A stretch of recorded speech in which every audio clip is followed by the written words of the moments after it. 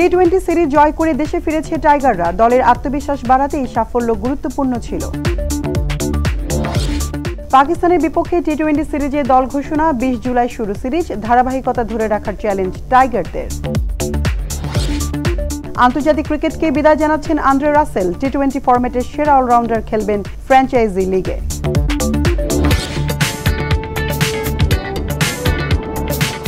শুরু করছি Banglavision sports bulletin sports time. এতক্ষণ দেখছিলেন শিরোনাম, এবার বিস্তারিত। কথায় আছে, শেষ ভালো যার সব ভালো তার। লঙ্কার মাটিতে প্রথম টি-20 সিরিজ জিতে পাপমোচন হয়েছে টাইগারদের। এই সাফল্যে টেস্ট এবং ওয়ানডে সিরিজের ব্যর্থতাকে কিছুদিনে তো চাপা দিয়ে রাখতে পারছে।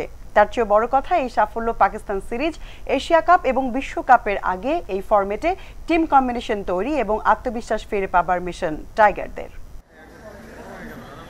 টেস্টে 1-0 সিরিজ পরাজয়, ওয়ানডে সিরিজ হেরেছে 2-1 ব্যবধানে। তবে শেষটা রঙিন বাংলাদেশের। টি-20 সিরিজে পিছিয়ে পড়েও দারুণ কামব্যাক, সিরিজটা জিতে নেয় 2-1 ব্যবধানে। এক কথায় বলা যায় 2-1-এ শ্রীলঙ্কা সফর হেরেছে টাইগাররা। শেষের জয় অনেক সময় ভুলিয়ে দেয় ব্যর্থতার চিহ্ন। লঙ্কা সফরে 3 ফরম্যাটে বাংলাদেশ খেলেছে 3 অধিনায়কের নেতৃত্বে। টেস্টে ব্যক্তিগত অর্জনে সফল নাজমুল হোসেন শান্ত। দ্বিতীয় টেস্টের ভরাডুবিতে তার নামের শেষে ব্যর্থতার তকমা। ওয়ানডে সিরিজে ভরাডুবি বিবর্ণ ছিলেন অধিনায়ক মেহেদী হাসান মিরাজও। টি-20 সিরিজের আগে সবচেয়ে চাপে ছিলেন অধিনায়ক লিটন দাস। ব্যাটে রান নেই, টানা 6 ম্যাচে পরাজয়। প্রথম ম্যাচের পরাজয়ে প্রশ্ন উঠেছে তার নেতৃত্ব নিয়ে। সেই লিটনই দেশে ফিরলেন হাসি মুখে বীরের বেশে। লঙ্কা সফরে সফল অধিনায়ক এলকেডি, হাতে তার 2 ট্রফি। দলের সাফল্যে অবদান রেখেছেন সিরিজ সেরা হয়ে। খেলার পর বিরামহীন জার্নিতে দেশে ফিরেও চাঙ্গা ক্রিকেটাররা। বিমানবন্দরে ভেসেছেন ফুলেল শুভেচ্ছায়। যদিও এই সামান্য পাওয়াতেই তৃপ্তির ঢেকুর তোলার সুযোগ দেখছেন না দলের ম্যানেজার নাফিস ইকবাল। তার চোখে জার্নি কেবল শুরু। ফার্স্ট ম্যাচ টি-20 সিরিজে হারার পর the way we played, I thought it was clinical. খুবই ভালো পারফরমেন্স ছিল। আমাদের সবার আস্থা রাখতে হবে এই টিমের উপর, এবং আমরা যদি এদেরকে সাপোর্ট করি, আমরা এই টিম নিয়ে ইনশাল্লাহ অনেক দূরে যেতে পারব। দ্বিপাক্ষিক সিরিজ কিংবা বৈশ্বিক টুর্নামেন্ট সাফল্য পেতে প্রয়োজন টিম পারফরমেন্স। মনোযোগী হতে হবে ধারাবাহিকতায়। অনেক মোটিভেটেড। এই ধরনের victory is always important for a team, specially যেই পিরিয়ডে আমরা যাচ্ছিলাম। এই রেজাল্টটা বাংলাদেশের জন্য, দেশের জন্য বলেন বা প্লেয়ারদের জন্য বলেন বা বোর্ডের জন্য বলেন, ইট ওয়াজ ভেরি ইম্পর্টেন্ট। শুক্রবার বিশ্রামে থাকবেন লিটন দাসরা। শনিবার থেকে পাকিস্তানের বিপক্ষে সিরিজের জন্য শুরু হবে tiger camp. Monir Hossain Khan, Banglavision, Dhaka. Deadline 20 July. লঙ্কা জয়ের পর পাকিস্তান সিরিজ এখন টাইগারদের জন্য মিশন পসিবল। গত মে জুনে পাকিস্তান সফরে 3-0 হেরেছে বাংলাদেশ। এবার বাংলাদেশের পালা। লিটন দাস অ্যান্ড কোম্পানি কি পারবে প্রতিশোধের আগুনে পাকিস্তানকে পোড়াতে? খুব ব্যস্ত সময় যাচ্ছে বাংলাদেশ ক্রিকেটে। শ্রীলঙ্কা সফর শেষ না হতেই এবার পাকিস্তানের বিপক্ষে মাঠে নামতে হচ্ছে টাইগারদের। 20 জুলাই শুরু 3 ম্যাচ টি-20 সিরিজ। এই সিরিজে লিটন দাসের নেতৃত্বে 16 সদস্যের দল ঘোষণা করেছে বিসিবি। শ্রীলঙ্কায় সিরিজ জয় করায় দলে কোনো পরিবর্তন আনা হয়নি। পাকিস্তানের বিপক্ষে সিরিজের 3টি ম্যাচই হবে মিরপুর শেরে বাংলায়। 20 জুলাই প্রথম টি-20-র পর 22 এবং 24 জুলাই হবে বাকি 2 ম্যাচ। শ্রীলঙ্কায় প্রথমবার টি-20 সিরিজ জয়ের সাফল্যে পাকিস্তানের বিপক্ষে ধারাবাহিকতা ধরে রাখার চ্যালেঞ্জ টাইগারদের। লঙ্কা সফরে দ্বিতীয় টেস্ট এবং ওয়ানডে সিরিজে ব্যাটিংয়ে হতাশ করলেও শেষ 2 টি-20-তে ব্যাটসম্যানরা জ্বলে ওঠার পাশাপাশি বোলাররাও প্রত্যাশা পূরণ করেছে। তাতে শ্রীলঙ্কার মাটিতে যে কোনো ফরম্যাটে প্রথম সিরিজ জয়ের কৃতিত্ব দেখিয়েছে লিটন দাসের দল। এদিকে ঢাকায় এসেছে পাকিস্তান ক্রিকেট দল। সালমান আগার নেতৃত্বে দলে তারকা বাবর আজম, মোহাম্মদ রিজওয়ান ও শাহিন শাহ আফ্রিদি, হ্যারিস রৌফ, শাদাব খান না থাকলেও ফখর জামান, মোহাম্মদ নওয়াজ, খুশদিল শাহ, ফাহিম আশরাফ, সাইম আইয়ুব, আবরার আহমেদ, সালমান মির্জার মতো ক্রিকেটাররা আছেন। গত মে জুনে বাংলাদেশের বিপক্ষে হোম সিরিজে 3-0 জিতেছিল পাকিস্তান। নারী ফুটবলে উঠছে বাংলাদেশ। দক্ষিণ এশিয়ান ফুটবলে শ্রেষ্ঠত্ব, এশিয়ান ফুটবলে চূড়ান্ত পর্বে যোগ্যতা অর্জন এবং এবার সাফ অনূর্ধ্ব 20 আসরে শিরোপা ধরে রাখার চ্যালেঞ্জ। তবে দলের জন্য, দেশের সম্মানের জন্য নিজেদের উজাড় করে দিচ্ছেন সাগরিকা মুক্তা, তৃষ্ণা, শান্তি, মার্ডিরা। তাই এটা শুধু ফুটবল খেলাই নয়, এটা এই মেয়েদের জীবনযুদ্ধ। ফুটবল মাঠে একের পর এক জয়ে তারা জীবনের জয়গান গেয়ে লাল সবুজের পতাকাকে বিশ্ব মানচিত্রে তুলে ধরছে। নারী ফুটবলে অপ্রতিরোধ্য গতিতে ছুটছে লাল সবুজের মেয়েরা। মিয়ানমারে এশিয়ান কাপ বাছে শুরু হওয়া জয়ের ধারাবাহিকতা বজায় আছে ঘরের মাঠেও। ইয়াঙ্গুনে দাপট দেখিয়েছে জাতীয় দল। অনূর্ধ্ব-20-এর মেয়েরা কাঁপাচ্ছে বসুন্ধরা মাঠ। অধিনায়ক আফিদার সাথে জাতীয় দলের আরও 7 ফুটবলার আছে এই অনূর্ধ্ব-20 দলটিতে। সাফ অনূর্ধ্ব-20 নারী ফুটবলে শ্রীলঙ্কাকে হারিয়ে টুর্নামেন্ট শুরু করে পিটার বাটলারের দল। ডাবল লিগ পদ্ধতির টুর্নামেন্টে সবশেষ ভুটানকে হারিয়ে টানা 4 জয়ে টেবিলের শীর্ষে বাংলাদেশ। টুর্নামেন্টের নির্ধারিত মাঠ বসুন্ধরা কিংস অ্যারেনা আগের ম্যাচে বৃষ্টির কারণে খেলার অনুপযুক্ত হয়ে যায়। প্রথম লেগে ভুটানের বিপক্ষে বাংলাদেশের সেই ম্যাচটির দ্বিতীয়ার্ধ অনুষ্ঠিত হয় পাশের অনুশীলন গ্রাউন্ডে। 4 দলের টুর্নামেন্টে ফিরতি লেগের প্রথম ম্যাচে এই মাঠেই আবারও ভুটানকে প্রতিপক্ষ হিসেবে পায় স্বাগতিকরা। বাংলাদেশ নেপাল ম্যাচে ফাউলের কারণে লাল কার্ড দেখেন টুর্নামেন্টের প্রথম হ্যাট্রিক ওম্যান ফরওয়ার্ড সাগরিকা এবং নেপালের ডিফেন্ডার সিমরান। সাধারণত লাল কার্ডের কারণে এক ম্যাচে নিষিদ্ধে শাস্তি পান ফুটবলাররা। তবে সাগরিকা ও সিমরানের ক্ষেত্রে একটু বেশি করা হয়েছে। ফিফা দিয়েছে 3 ম্যাচের নিষেধাজ্ঞা ও করেছে $500 জরিমানা। তাই এই ম্যাচে ফিরতে পারেননি বাংলাদেশের অন্যতম গোল মেশিন সাগরিকা। ভুটানের সীমানায় বারবার আক্রমণে গিয়েও মিলছিল না গোলের দেখা। অবশেষে 33 মিনিটে এগিয়ে যায় স্বাগতিকরা। ডি বক্সের ভেতরে বুলেট শটে প্রতিপক্ষ গোলরক্ষককে পরাস্ত করেন তৃষ্ণা রানী সরকার। বিরতির পর আবারও সুযোগ সন্ধানী তৃষ্ণার লক্ষ্যভেদ, ব্যবধান হয় দ্বিগুণ। পিছিয়ে পড়ল আফিদাদের আক্রমণগুলোকে প্রতিহত করার আপ্রাণ চেষ্টা করে ভুটান। ম্যাচে ফেরার চেষ্টাও করে তারা, তবে পারেনি বাংলাদেশের রক্ষণে কোনো ভাঙন ধরাতে। 74 মিনিটে স্বপ্না রানীর দূরপাল্লার শট প্রতিপক্ষের গোলবারে লাগলেও অতিক্রম করে গোল লাইন। অবাক চেয়ে থাকেন ভুটানের গোলরক্ষক। 3-0 ব্যবধানে শেষ পর্যন্ত ম্যাচটি জিতে নেয় বাংলাদেশ। টানা 4 ম্যাচে 4 জয়, 12 পয়েন্ট নিয়ে শীর্ষে স্বাগতিকরা। টুর্নামেন্টের ফরম্যাট অনুযায়ী 4 দলের মধ্যে ডাবল লিগ পদ্ধতিতে সর্বোচ্চ পয়েন্ট পাওয়া দলই জিতবে শিরোপা। সেই হিসেবে চ্যাম্পিয়নশিপ অনেকটাই নিশ্চিত লাল সবুজ বাংলাদেশের। মানিক মাহমুদ, বাংলা ভিশন, ঢাকা। গায়ানায় গ্লোবাল টি-20 লিগে উঠছে নুরুল হাসান সোহানের রংপুর রাইডার্স। টানা 3 জয়ে পয়েন্ট টেবিলে যৌথভাবে শীর্ষে দলটি। তৃতীয় ম্যাচে রংপুর হারিয়েছে দুবাই ক্যাপিটালসকে। এই ম্যাচে আলোচিত বিষয় ছিল দেশের বাইরে সোহান সাকিবের লড়াই, আর সেই যুদ্ধে শেষ হাসি সোহানেরই।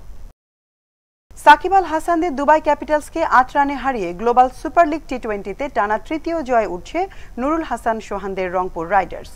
গায়ানায় রংপুরে 5 উইকেটে 158 রানের জবাবে 150-এ অল আউট হয় দুবাই। আসরে ডিফেন্ডিং চ্যাম্পিয়ন রংপুর রাইডার্স এই ম্যাচেও আগে ব্যাটিং করার সুযোগ পায়। গায়ানার প্রভিডেন্স স্টেডিয়ামে এদিন 5 উইকেটে 158 রানের স্কোর গড়ে বিপিএল এর দলটি। ওপেনার সৌম্য সরকার 36 করে ফেরার পর ষষ্ঠ উইকেটে ইফতিকার আহমেদ ও অধিনায়ক নুরুল হাসান সোহান অবিচ্ছিন্ন থেকে দলকে 32 বলে 54 রান জুড়ে দেন। ইফতিকার 32 বলে 3 4 ও 2 ছক্কায় 41, সোহান 18 বলে সমান 4 ছক্কায় 34 রান করেন। সাকিব তার পুরনো ফ্র্যাঞ্চাইজি ক্লাবের বিপক্ষে 4 ওভার বল করে 16 রান দিয়ে সৌম্যের উইকেট নেন। ব্যাটিংয়ে কিছুই করতে পারেননি সাকিব। 6 নম্বরে নেমে 7 বলে 3 রান করে সাইফ হাসানের শিকার হন। সাইফও খালেদ আহমেদের বোলিং নৈপুণ্যে 19 ওভারে 2 বলে 150 রানে অল আউট হয় Dubai Capitals. Siddiqullah Atal 38, Sanjay Krishnamurthy 27 run করেন। প্রথম 2 ম্যাচে 4টি করে উইকেট পাওয়া খালেদ এদিন 14 রান দিয়ে 2 উইকেট নেন। সাইফের শিকার 20 রানে 3 উইকেট। প্রথম 2 ম্যাচে স্বাগতিক গায়ানা অ্যামাজন ওয়ারিয়র্সকে 8 রানে ও হোভার্ট হারিকেন্সকে 1 রানে হারিয়েছে রংপুর। আন্দ্রে রাসেল ক্রিকেটে গত 1 দশকে সেরা অলরাউন্ডারদের অন্যতম। 2012 ও 2016 সালে ওয়েস্ট ইন্ডিজের টি-20 বিশ্বকাপ জয়ী দলের গুরুত্বপূর্ণ সদস্য ছিলেন। টি-20 ক্রিকেটে স্বপ্নের ফেরিওয়ালাদের অন্যতম এই জামাইকান। এই ফরম্যাটে তার চাহিদা এতটাই যে ক্রিকেট ইতিহাসে সবচেয়ে বেশি 30টি দলের হয়ে টি-20 খেলেছেন। 2026 টি-20 বিশ্বকাপেও ক্যারিবীয় দলের গুরুত্বপূর্ণ সদস্য হিসেবে বিবেচনায় ছিলেন, কিন্তু ফ্র্যাঞ্চাইজি লিগকে গুরুত্ব দিতে গিয়ে জাতীয় দলকেই তালাক দিলেন। খুব কঠিন সময়ে ক্যারিবীয় ক্রিকেটের জন্য আরেকটি বড় ধাক্কা টি-20-র সেরা অলরাউন্ডারের বিদায়। আন্তর্জাতিক ক্রিকেট থেকে অবসর নিতে চলেছেন ক্যারিবিয়ান অলরাউন্ডার আন্দ্রে রাসেল। 37 বছরের এই ক্রিকেটার অস্ট্রেলিয়ার বিপক্ষে 5 ম্যাচ টি-20 সিরিজের প্রথম 2 ম্যাচ খেলে জাতীয় দলকে বিদায় বলবেন। 23 জুলাই জ্যামাইকার ঘরের মাঠের ম্যাচটি তার আন্তর্জাতিক ক্যারিয়ারের শেষ ম্যাচ। রাসেল 2019 সাল থেকে শুধু টি-20 খেলছেন। তিনি অবসর নিতে চলেছেন এমন সময় যখন 2026 টি-20 বিশ্বকাপ মাত্র 7 মাস দূরে। 84টি টি-20 ছাড়াও ওয়েস্ট ইন্ডিজের হয়ে একটি টেস্ট এবং 56টি ওয়ানডে খেলেছেন এই অলরাউন্ডার। নিকোলাস পুরানের পর রাসেল শীর্ষস্থানীয় দ্বিতীয় ক্রিকেটার, যিনি 2 মাসেরও কম সময়ের মধ্যে আন্তর্জাতিক ক্রিকেট থেকে অবসর নিচ্ছেন। 2012 ও 2016 সালে টি-20 বিশ্বকাপ জয়ী ওয়েস্ট ইন্ডিজ দলের গুরুত্বপূর্ণ সদস্য বিদায় প্রসঙ্গে বলেন, বলে বোঝানো যাবে না এটা আমার কাছে কি অর্থ বহন করে। ওয়েস্ট ইন্ডিজের প্রতিনিধিত্ব করা আমার জীবনের অন্যতম গর্বের অর্জন। যখন আমি ছোট ছিলাম তখন এই পর্যায়ে পৌঁছানোর আশা করিনি। চেলসির কাছে জোয়াও পেদ্রো যেন সোনার ডিম পাড়া হাঁস। দলে যোগ দিয়ে চেলসিকে ফিফা ক্লাব বিশ্বকাপের শিরোপা জিতিয়েছেন। ব্লুজদের ইতালিয়ান কোচ এনজো মারেস্কা জ্যাক পাকা জহুরি খাঁটি সোনা চিনতে এতটুকু ভুল করেননি। তবে ব্রাইটন থেকে এই ব্রাজিলিয়ানকে কিনতে 60 মিলিয়ন পাউন্ড খরচ করতে হয়েছে চেলসিকে। এতেই গত 5 বছরে দলবদলের রেকর্ড 10,000 কোটি টাকা খরচ করে আলোচনায় এখন চেলসির ধনকুবের মালিক টড বোয়েলি। এলাম, দেখলাম, জয় করলাম, বোধহয় একেই বলে। ক্লাবে যোগ দেওয়ার 2 দিন পর অভিষেক এবং 6 দিন পর দলের জয়ের নায়ক। জোয়াও পেদ্রোর শুরুটা সম্ভবত এর চেয়ে ভালো হতে পারত না, যদিও তার ব্রাইটন ছেড়ে চেলসিতে যোগ দেওয়া নিয়ে ফুটবল দুনিয়ায় আলোচনা হয়েছে সামান্যই, এবং সেটাই স্বাভাবিক। 23 বছরের এই ব্রাজিলিয়ান স্ট্রাইকার চেলসির আমেরিকান মালিক টড বোয়েলির সময়ে কেনা 19 জন ফরওয়ার্ডের একজন। রোমান আব্রামোভিচের কাছ থেকে ক্লাবের মালিকানা নেওয়ার পর বোয়েলির অধীন চেলসি শুধু আক্রমণভাগের খেলোয়াড়দের পেছনে খরচ করেছে 60 কোটি পাউন্ড, যা বাংলাদেশি মুদ্রায় প্রায় 10,000 কোটি টাকা। এর মধ্যে 5 কোটি 50 লাখ পাউন্ড অর্থাৎ প্রায় 910 কোটি 83 লাখ টাকা খরচ করা হয় পেদ্রোর জন্য। চেলসিতে যোগ দেওয়ার পর নজর কাটতে পেদ্রোর সময় লাগে মাত্র 2 ম্যাচ। ক্লাব বিশ্বকাপের কোয়ার্টার ফাইনালে ব্রাজিলিয়ান ক্লাব পালমেইরাসের বিপক্ষে বদলি নেমে 36 মিনিট মাঠে থাকা এই ব্রাজিলিয়ান সেমিফাইনালের একাদশে সুযোগ পেয়েই যেন ভিন্ন এক রূপে আবির্ভূত হন। ব্রাজিলে নিজের কৈশোর ও যৌবনের ক্লাব ফ্লুমিনেন্সের বিপক্ষে দুর্দান্ত 2 গোল করে দলকে জেতান। বড় মঞ্চে একক কৃতিত্বে করা 2টি গোল পেদ্রোকে বাকিদের চেয়ে খানিকটা আলাদাভাবেই চেনায়।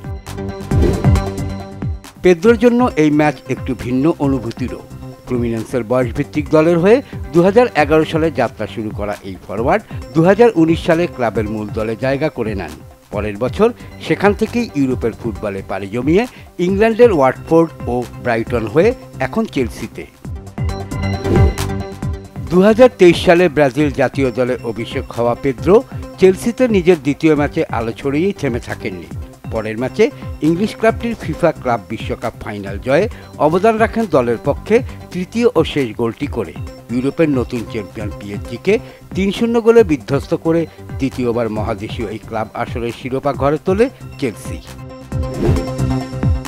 এমন না যে চেলসিতে পেদ্রো 3 গোলে শুধু তার অসামান্য স্কোরিং সামর্থ্যের স্বাক্ষর রেখেছেন, বরং ভেতরে থাকা ব্রাজিলিয়ান ফুটবলের নির্যাসও দেখিয়েছেন। বয়সটা তার 23, খেলছেন আবার ইংল্যান্ডের শীর্ষস্থানীয় এক ক্লাবে, তাই আগামীতে নিজেকে আরও উচ্চতায় নিয়ে যাওয়ার সুযোগ তার থাকছেই। শহীদ খান, বাংলা ভিশন স্পোর্টস ডেস্ক। 1955 সালে অকল্যান্ড টেস্টে ইংল্যান্ডের বোলিং তোপে 26 রানে অল আউট হয়েছিল নিউজিল্যান্ড। টেস্ট ক্রিকেটের 150 বছরের ইতিহাসে এবং 2595 টেস্ট ম্যাচে দলীয় ইনিংসে এটি সর্বনিম্ন স্কোর। ক্রিকেটে নিউজিল্যান্ডের সবচেয়ে বড় লজ্জাও এটি। 70 বছর পর সর্বনিম্ন ইনিংসের লজ্জায় না হলেও 27 রানে অল আউট হবার লজ্জায় ডুবেছে Viv Richards, Brian Lara, Garry Sobers, Clive লরেডের ওয়েস্ট ইন্ডিজ। 1 রানের জন্য বেঁচে গেলেও ক্যারিবীয় ক্রিকেটে এটি এক বিরাট সুনামি। 27 রানে অল আউট হওয়ার ইনিংসে ওয়েস্ট ইন্ডিজের 7 জন ব্যাটার 0 রানে আউট হয়েছে, যা আরেকটি লজ্জাজনক রেকর্ড। মিচেল স্টার্কের বোলিং তোপে প্রথম ওভারেই 0 রানে 3 উইকেট, 7 রানে 5 উইকেট এবং 11 রানে 6 উইকেট হারিয়ে নিজেদের দৈন্যতা প্রকট করে তোলে ক্যারিবীয়রা। স্ট্রাক 9 রানে 6টি এবং স্কুট বোল্যান্ডের হ্যাট্রিকে 27 রানেই গুটিয়ে যায় ওয়েস্ট ইন্ডিজ। ওই দ্বীপ রাষ্ট্রগুলোর ক্রিকেট গ্রেট রিচি রিচার্ডসন বেশ কয়েক বছর আগেই বলেছিলেন, ক্যারিবীয়রা ক্রিকেট খেলে হৃদয় দিয়ে, ক্রিকেট তাদের জীবনেরই অংশ। ইংল্যান্ড, অস্ট্রেলিয়া, ভারত, পাকিস্তানকে মানুষ অনেক কারণেই চেনে, কিন্তু ওয়েস্ট ইন্ডিজকে চেনে ক্রিকেটের জন্য। সেজন্যই ক্যারিবীয়দের হৃদয় দিয়ে নিজেদের অস্তিত্ব টিকিয়ে রাখার জন্য খেলতে হয় ক্রিকেট। কিন্তু 27 রানের লজ্জায় সেই ওয়েস্ট ইন্ডিজ ক্রিকেট এখন কাঁপছে। 3W খ্যাত sir Frank Worrell, sir Everton Weekes, sir Clive ওয়ালকটদের আত্মা। শেষ করছে স্পোর্টস টাইম। সবাই ভালো থাকবেন, আবারও দেখা হবে। আল্লাহ হাফেজ।